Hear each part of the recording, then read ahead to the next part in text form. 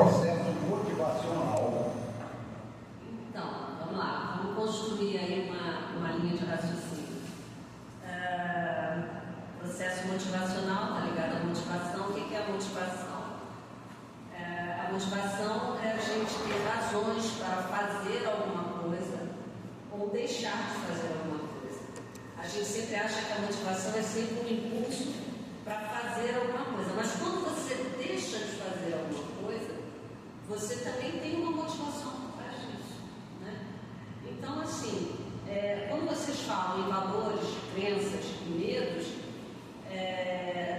se eu tenho medo de alguma coisa, eu posso ter um processo motivacional de evitar alguma coisa, de deixar de fazer, né? Se eu tenho uma crença, eu tenho um processo motivacional de repente fazer alguma coisa em função dessa crença, porque tem um juízo de valor, ou deixar de fazer porque também tem um juízo de valor, de certo e errado, se a gente pensar em termos de crenças e valores, né? Então, acho que essa é a influência que eu percebo aí nessa relação de valores, crenças, medos com o processo motivacional. Tá ótimo. Eu perguntaria só, diretamente, o processo motivacional é diretamente ligado às emoções? Então, a própria palavra motivação, ela vem de um radical que está ligado à emoção, a mover, né? Então, assim, ele tem uma relação, sim, e como é um processo interno, ele está ligado às nossas emoções que vão justamente mobilizar esse processo motivacional. Uma pessoa que esteja bem na sua emoção, ela estará provavelmente mais motivada a realizar coisas. Uma pessoa que esteja mal em termos de emoção, ela talvez tenha um pouco mais de dificuldade nos processos motivacionais. Então, eu relaciono a emoção, sim, ao processo motivacional. Muito obrigado, professor. A segunda seria como no ser humano as ações e pensamentos são induzidos pelas emoções. Quando a gente pensa assim, induzido pelas emoções, essa indução, ela é meio que, principalmente em termos de ação, ela muitas vezes ela é de súbito, né? Sim. Então, por exemplo, você tem uma emoção muito forte, né?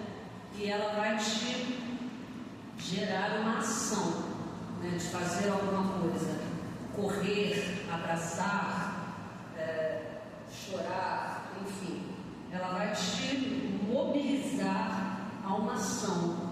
Então, assim, é uma coisa mais de explosão, né? Você tem a emoção e aí você tem essa explosão que te leva em direção à ação. E o pensamento, né? Porque, na verdade, o pensamento, ele também, ele vai conduzir também, muitas vezes, as tuas ações, né? Com base nos teus processos emocionais, né? Na tua forma de sentir. Então, por exemplo, deixa eu ver se eu consigo exemplificar. Você tem um pensamento de algo que te tem uma boa lembrança, né? Então, assim, você tem uma boa lembrança de alguma coisa. Aquilo vai gerar uma emoção positiva. Se você entrar em contato com alguma coisa que te lembre essa emoção positiva, entendeu? Então, o teu pensamento tem um registro positivo, assim como os registros negativos também. Mas se você tem um registro positivo, né, quando você pensa em alguma coisa e você tem esse registro positivo, de alguma forma, esse pensamento vai induzir a sua emoção. Né? E assim, por exemplo, pensamentos de medo. isso pode induzir a minha emoção a ter reações, né? Reações próprias em relação ao medo, né? A raiva, a ira, a felicidade, a alegria, né? Então a gente tem as emoções, elas perpassam aí tanto pelas emoções boas, positivas e pelas negativas, né? Então é nesse sentido. Tá ótimo. Eu gostaria de perguntar a respeito disso, se o sonho seria provido do pensamento e de emoções. Então, o sonho, né? Primeiro, o sonho é significativo para quem sonha, né? Então, você pode ter um sonho muito parecido com o meu, mas esse sonho tem interpretações diferentes. E por que isso tem relação com o pensamento e com a emoção? Porque quando a gente sonha, a gente está processando de forma inconsciente, o sonho é uma manifestação do inconsciente, né?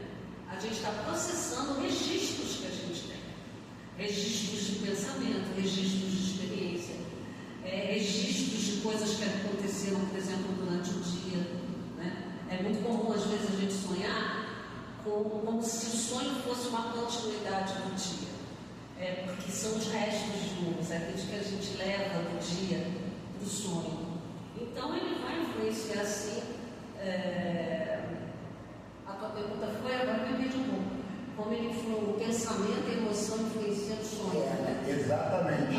Se esse sonho influenciava pelas emoções e pelo pensamento. Porque o teu pensamento ele vai processar registros, né?